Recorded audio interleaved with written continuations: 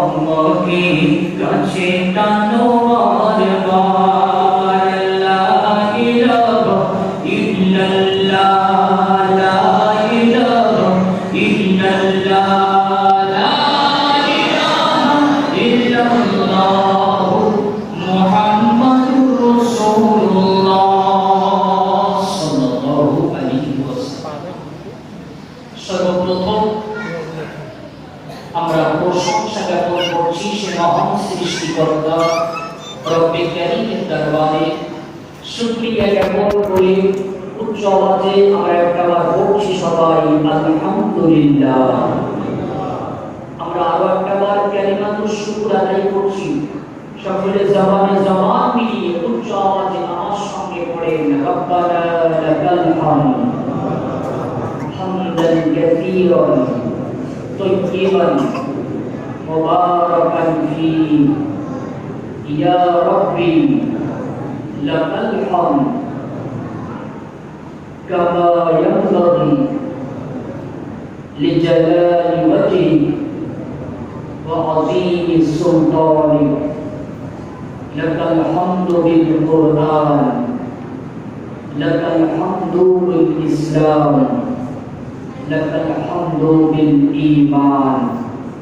পরে জানাই আমার আপনার নবী বিশ্ব নবী জনাবে মুহাম্মদ রাসূলুল্লাহ সে রাসূলের উপরে আমরা একটা ভক্তি ভরা দরুদ নাযরা পড়ছি সংক্ষিপ্তভাবে সবাই সাল্লাল্লাহু তাআলা আলাইহি ওয়াসাল্লাম। পরে জানাই আজকের এই মাহফিলের সনাতন সুযোগ্য শিক্ষিত সভাপতি সাহেব, সম্মুখীন বসে থাকা আমার দিনদার আল্লাহওয়ালা মুত্তাকি ভাই ও বাবাজিরা, সামনে বসে থাকা হযরত উমর, হযরত আলী, হযরত উসমান গনি রিদওয়ানুল্লাহি আজমাইনের উত্তরসূরি আমার নওজোয়ান যুবকেরা, অদূরে বসে থাকা ধার্মিকা শিক্ষিকা সহবাই মমতাবাই আমার আম্মাজান বোনেরা, সকলকে আমার আন্তরিক সালাম ও মোবারকবাদ জ্ঞাপন করছি। আপনারা যদি নীরব নিস্তব্ধ শান্ত একটা পরিবেশ খুবই স্বল্প সময়ের জন্য আমাকে উপহার দিতে পারেন, আমি চেষ্টা করব কোরআন এবং সুন্নাহ আলোকে চমৎকার কিছু আলোচনা আপনাদের উপহার দেওয়ার। ওয়া তাওফীক ইল্লা বিল্লাহ। আল্লাহ কবুল করেন, সকলে বলি আল্লাহুম্মা আমিন।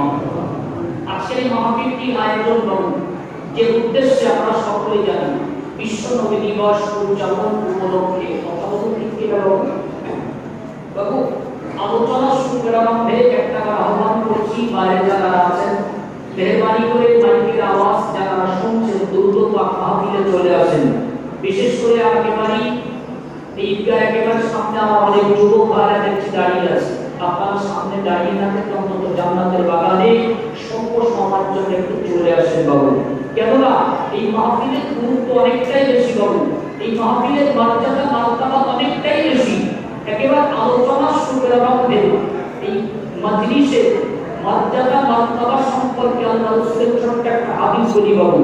আমার আপনার নবী বিশ্ব নবী জনাবে মুহাম্মদ রাসূলুল্লাহ সাল্লাল্লাহু আলাইহি ওয়াসাল্লাম হুজুর আমার একটা জায়গায় বসে আছে, তো আল্লাহ রাসূলের একটা সাইডে কিছু সংখ্যক রাসূলুল্লাহ সাহাবারা তারা কোরআন পড়ছে, তাসবিহ তাহলিল করছে, জিকির করছে, আল্লাহ পাকের জিকির করছে। আর বিশ্ব নবীর অন্য আরেকটা সাইডে বিশ্ব নবীর আর কিছু সংখ্যক সাহাবারা তারা কোরআন থেকে হাদিস থেকে ধর্মের বিষয়ে তথ্যমূলক আলোচনা করছে। আমার আল্লাহ জিবরাইলের মাধ্যমে ওহী পাঠিয়ে দিলেন, জিবরিল যাও জমিনে চলে যাও, আমার নবী মুহাম্মদকে দিয়ে বলো যেখানে কোরআন থেকে ধর্মের বিষয়ে আলোচনা হয় ওই মজলিসের শ্রোতা হয়ে বসে যেতে বলো। জোরে বলুন সুবহানাল্লাহ। আর ওই চিৎকার দিয়ে হবে না সুবহানাল্লাহ। মাহফিলের মর্যাদা মার্তবা কত বেশি হবে। আরো একটা আলোচনা শুরু করার মধ্যে কথা বলি, আপনারা আজকের এই মাহফিলটিতে যেমন সিস্টেমে বসেছেন বাবু, ওই সিস্টেমটা যেন আমি কোনো পছন্দ হচ্ছে না। যদি বলেন কেন, আল্লাহ কোরআনের সিস্টেমের সঙ্গে অ্যাডজাস্ট হয় না, তাই আমার পছন্দ হচ্ছে না। দলিল দেন পবিত্র কোরআনুল কারীম পারা নাম্বার 28 সূরা সূরাতুল মুজাদালা আয়াত নাম্বার 11। আল্লাহ বলেন ইয়া আইয়ুহাল্লাযীনা আমানু ইযা কিলা লাকুম তাফাসসাহু ফিল মাজালিস ফাফসাহু ইয়াফসাহু লাকুম। আল্লাহ বলেন যখন কোনো দ্বীনি মজলিস কায়েম হয় তো সামনের জায়গাগুলো ভর্তি করে বসো, আর আগামী মেহমানদের জন্য পিছনের জায়গা খালি করে দাও। আর আল্লাহ বলে তাদের আমি জান্নাতে জায়গা চিৎকার দিয়ে বলুন সুবহানাল্লাহ।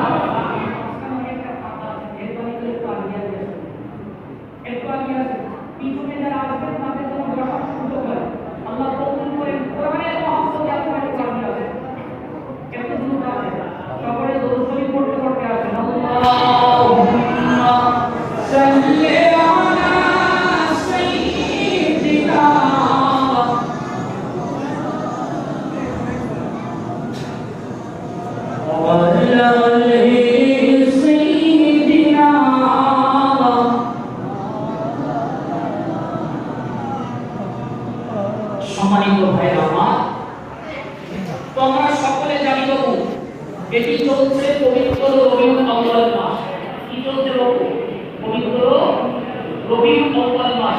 তামাম বিশ্বের মুসলমানদের কাছে এই রবিউল আউয়াল মাসটা হবে একটা স্মরণীয় মাস। কিসের মাস? একটা স্মরণীয় মাস। যেটি বলে কেন এক একটা করে আপনাদের এক একটা করে বয়ান বলি শুনেন। এই রবিউল আউয়াল মাসের 12 তারিখে 570 খ্রিস্টাব্দে সূরা সামিকের সময় আমার আপনার নবী পৃথিবীর জমিনে জন্মগ্রহণ করেছিলেন। তাই জোরে বলুন সুবহানাল্লাহ। তামাম বিশ্বের মুসলমানদের কাছে রবিউল আউয়াল মাসটা স্মরণীয় মাস। কেন জন্য? কেন বাবু? 40 বছর যখন আল্লাহ রাসূলের বয়স, 40 বছর পরে যখন সর্বাগ্রে ইমানি হলো, রাসূল যখন নবুয়তের দায়িত্ব পেলেন, নবুয়তের দায়িত্ব পাওয়ার পরে গোপনে 3 বছর তো মক্কায় ইসলাম প্রচার করেছেন বাবু। কিন্তু দেখা গেল রাসূলুল্লাহ ডাকে অল্প সংখ্যক মানুষ সাড়া দিয়েছিলেন।